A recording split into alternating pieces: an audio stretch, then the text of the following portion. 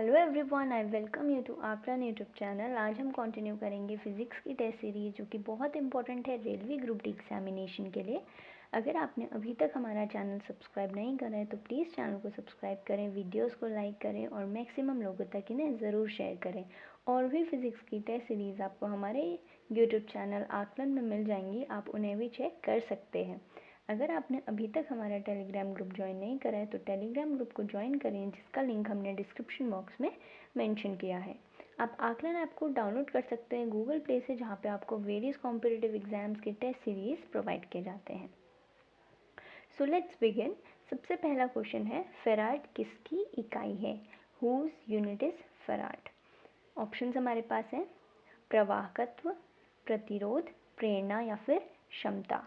यहाँ पे correct answer है option D, that is capacity. क्षमता की यूनिट क्या होती है? फेराड होती है। ओके, नेक्स्ट क्वेश्चन है, विद्युत धारा उत्पन्न करने के लिए प्रयुक्त उपकरण को कहा जाता है? The device used for producing electric current is called. Options हमारे पास हैं जनरेटर, धारामापी, एमीटर या फिर मोटर।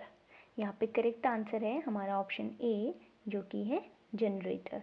तो विद्युत धारा को उत्पन्न करने के लिए कौन सा उपकरण यूज़ किया जाता है? जनरेटर यूज़ किया जाता है। अगर हम अमीटर की बात करें तो अमीटर एक ऐसा डिवाइस है जो किसको मेजर करता है? करंट को मेजर करता है, ठीक है। और करंट को हम किससे रिप्रेजेंट करते हैं? आई से। नेक्स्ट क्वेश्चन है, dash is use to measure wind speed. Dash का उपयोग हवा की गति को मापने के लिए किया जाता है। ऑप्शंस हमारे पास हैं हाइड्रोमीटर, पाइक्नोमीटर, फेदोमीटर या फिर एनीमोमीटर। तो जो हवा है उसकी गति को मापने के लिए किसका उपयोग किया जाता है? यहाँ पे करेक्ट आंसर है हमारा ऑप्शन डी, जो कि है एनीमोमीटर। जो एनीमोमीटर है वो तो विंड की स्पीड को मेजर करता है। अगर बात करें पाइक्नोमीटर की तो वो क्या मेजर करता है? डेंसिटी ऑफ लिक्विड, द्रवों की घनत्व को वो क्या करता है? मापता है। अगर हम बात करें हाइड्रोमीटर की तो वो रिलेटिव डेंसिटी ऑफ लिक्विड की रिलेटिव डेंसिटी को मेजर करते हैं। और बात करें फेदोमीटर की तो वो क्या करता है? Depth of water body, suppose कोई ओशन है या फिर सी है, उसकी गहराई कितनी है उसको मेजर करने के लिए कौन सा डिवाइस यूज होगा? फेदोमीटर। नेक्स्ट क्वेश्चन है, एक क्रीम सेपरेटर मशीन डैश के प्रिंसिपल के अनुसार काम करती है।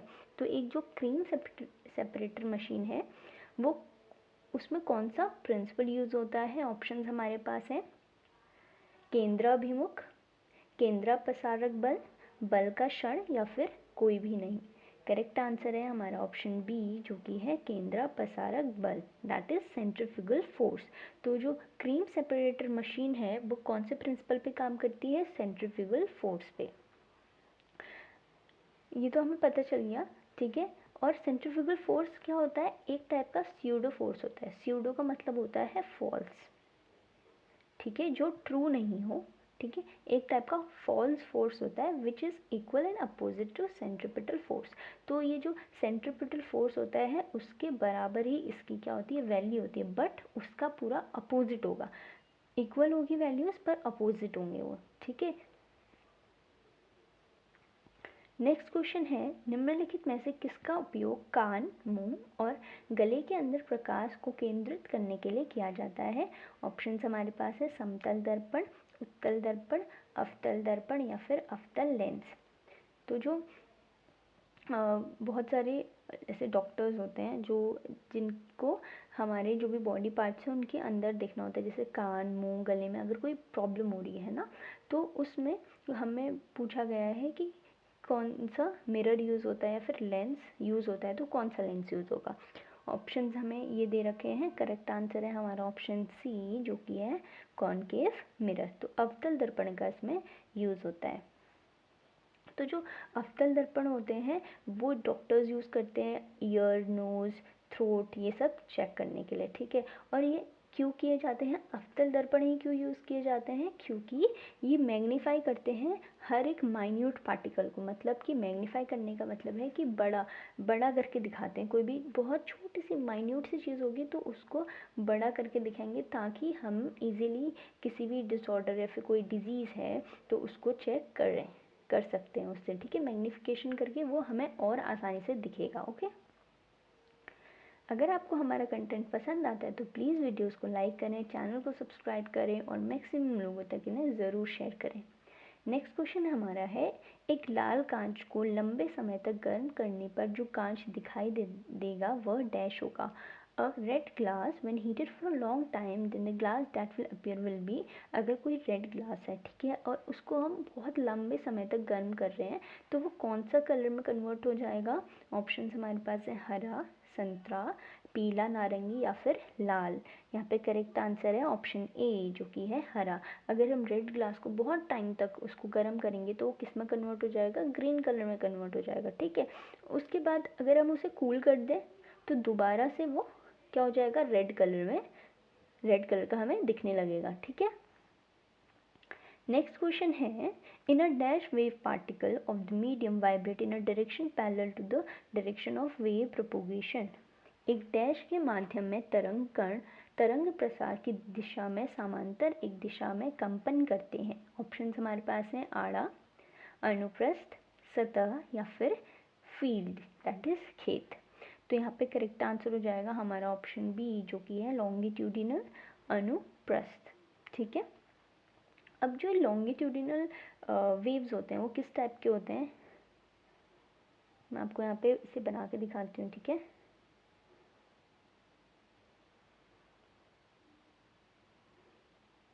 अब देखिए यहाँ पे बहुत ज़्यादा इनके बीच में दूरी है, ठीक है, और यहाँ पे ये पास पास है, ठीक है। जब ये दूर है तो इसको हम क्या बोल देंगे, रेयरफिक्शन, ठीक है। और ये वाला क्या हो जाएगा, कॉम्प्रेशन। जो इसके टू पार्ट्स हैं, ठीक है, एक तो रेयरफिक्शन है और दूसरा है कॉम्प्रेशन। तो ये क्या है, एक लॉन्गिट्यूडिनल वेव है। ओके, नेक्स्ट क्वेश्चन है, ट्यूबलाइट का चोक क्या होता है, what is the choke of tube light. Option हमारे पास हैं प्रारंभ करने वाला, संधारित्र, ट्रांजिस्टर या फिर इनमें से कोई नहीं। यहाँ पे करेक्ट आंसर हो जाएगा हमारा ऑप्शन ए जो कि है इंडक्टर, प्रारंभ करने वाला। तो जो ट्यूबलाइट में चोक होता है उसका काम क्या होता है, वो क्या होता है, प्रारंभ करने वाला। नेक्स्ट क्वेश्चन है, प्रकाश तीव्रता को मापने के लिए उपकरण को क्या कहा जाता है। Instrument for measuring light intensity is called. तो लाइट इंटेंसिटी को मेजर करने के लिए कौन सा इंस्ट्रूमेंट यूज़ किया जाता है। ऑप्शन हमारे पास है ल्यूसीमीटर, कायरोमीटर, काइनोमीटर या फिर बैरोमीटर। यहाँ पे करेक्ट आंसर हो जाएगा हमारा ऑप्शन ए जो कि है ल्यूसीमीटर। नेक्स्ट क्वेश्चन है, propagation of sound can be visualised as propagation of dash variations in the medium. ध्वनि के प्रसार को माध्यम में डैश भिन्नताओं के प्रसार के रूप में देखा जा सकता है। ऑप्शन हमारे पास है ऊर्जा, शक्ति, ताकत या फिर दबाव। यहाँ पे करेक्ट आंसर है ऑप्शन डी जो कि है दबाव। 11th क्वेश्चन है, निम्नलिखित में से कौन सा पारिस्थितिक पदचिह्न के मापन की इकाई है। Which among the following is the unit of measurement of ecological footprint. Option हमारे पास हैं वैश्विक हेक्टेयर, गैलन प्रति व्यक्ति, घन मीटर या फिर कार्य घंटे। करेक्ट आंसर हो जाएगा हमारा ऑप्शन ए जो कि है ग्लोबल हेक्टेयर। ओके, तो जो मेजरमेंट करता है इकोलॉजिकल फुटप्रिंट को तो उसकी यूनिट क्या होती है, ग्लोबल हेक्टेयर होती है, ठीक है। नेक्स्ट क्वेश्चन है, भौतिकी और खगोल विज्ञान में घटना का नाम क्या है जिसमें सभी वर्णक्रमीय रेखा को दो या दो से अधिक घटकों में विभाजित किया जाता है जब प्रकाश स्रोत को चुंबकीय क्षेत्र में रखा जाता है। आपको ये पूछा है what is the name of the phenomena in physics and astronomy which involves the splitting of a spectral line into two or more components of slightly different frequency when the light source is placed in the magnetic field. तो जब भी किसी light को magnetic field में रखा जाता है तो क्या होता है कि एक स्पेक्ट्रल लाइन जो एक या एक से ज़्यादा कंपोनेंट में क्या होता है, स्प्लिट होता है, ठीक है। उस फिनोमिनन को, उस इफ़ेक्ट को हम क्या बोलते हैं, ल्यूमेन प्रभाव, हिमविभा प्रभाव, जीमेन प्रभाव या फिर रेमन प्रभाव। यहाँ पे करेक्ट आंसर है ऑप्शन सी जो कि है जीमेन प्रभाव। अब जो जीमेन प्रभाव होता है ये आपको बता दिया, और आपको एक चीज़ और ध्यान रखनी है कि ये फिजिक्स और एस्ट्रोनॉमी का फिनोमिनन है, ठीक है।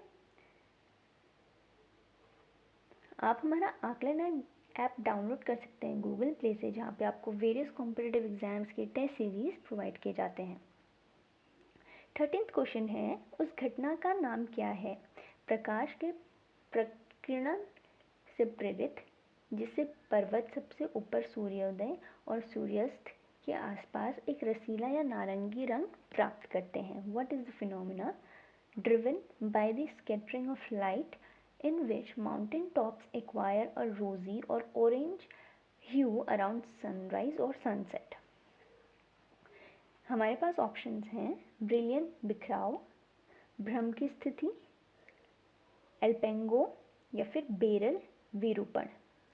यहाँ पे करेक्ट आंसर है ऑप्शन सी जो कि है एल्पेंगो, एल्पेन ग्लो। तो इस वजह से ही क्या होता है कि ये ऐसी फिनोमिना जब माउंटेन टॉप्स में, जो माउंटेन्स होते हैं उसमें रोज़ी या फिर ऑरेंज कलर का हमें ह्यू दिखता है, दो टाइम पे दिखता है, एक तो सूर्योदय के समय और एक सूर्यास्त के समय, ठीक है। और वो किसकी वजह से होता है, एल्पेन ग्लो की वजह से, ओके। 14th क्वेश्चन है, a bulb weighs 500 newton, its mass in grams would B.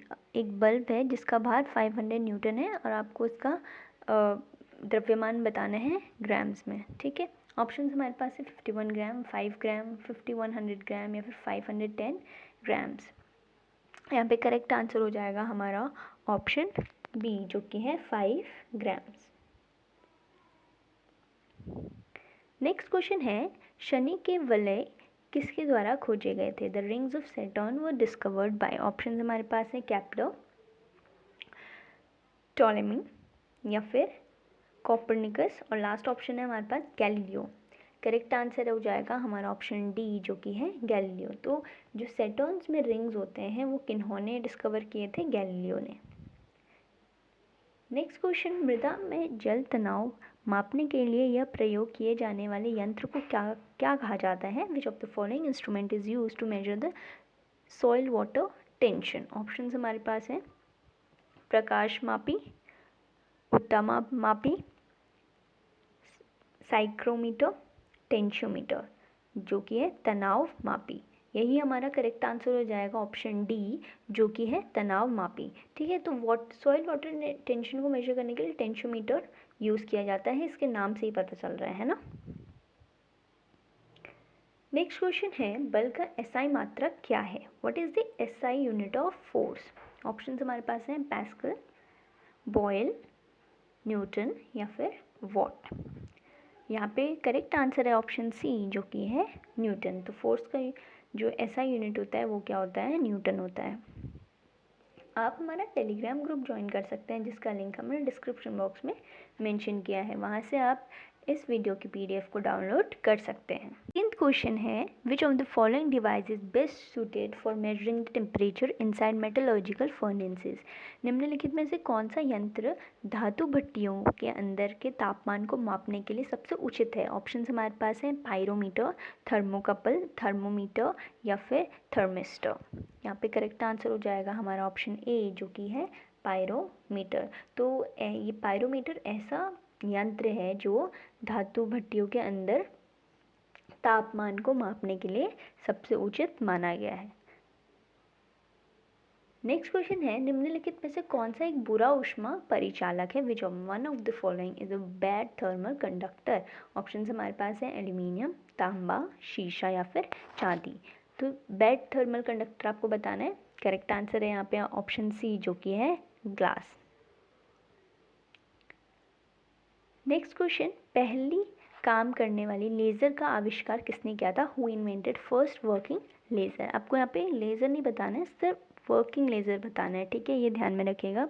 Option हमारे पास हैं A.H. Taylor, W.K. रॉइंगटन, T.H. Memon या फिर फ्रेड मॉरिसन। करेक्ट आंसर है यहाँ पे हमारा ऑप्शन सी, जो कि है T.H. मेमन।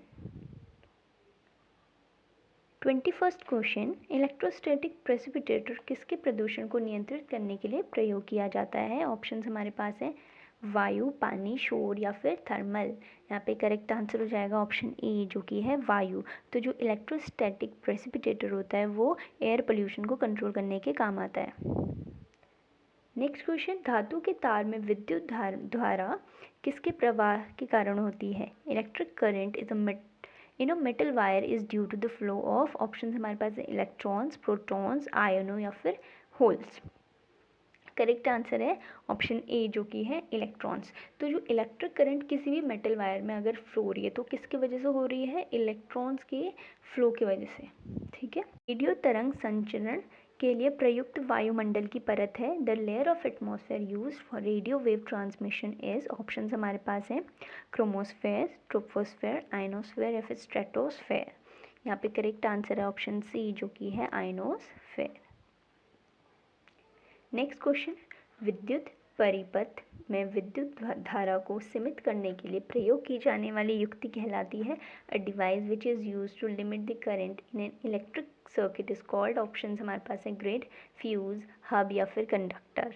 यहाँ पे करेक्ट आंसर हो जाएगा फ्यूज़, ठीक है। ऐसा डिवाइस जो करंट को लिमिट करता है किसी भी इलेक्ट्रिक सर्किट्स में। तो आपने देखा होगा कि जो फ्यूज़ है हमारे बहुत सारे जो घरों में यूज़ किए जाते हैं, जैसे टेलीविज़न या फिर हम फ्रिज की बात करें तो सब में एक फ्यूज़ होता है ना, जो एक्सेसिव अगर करंट आ रही है तो उसको रोक लेता है।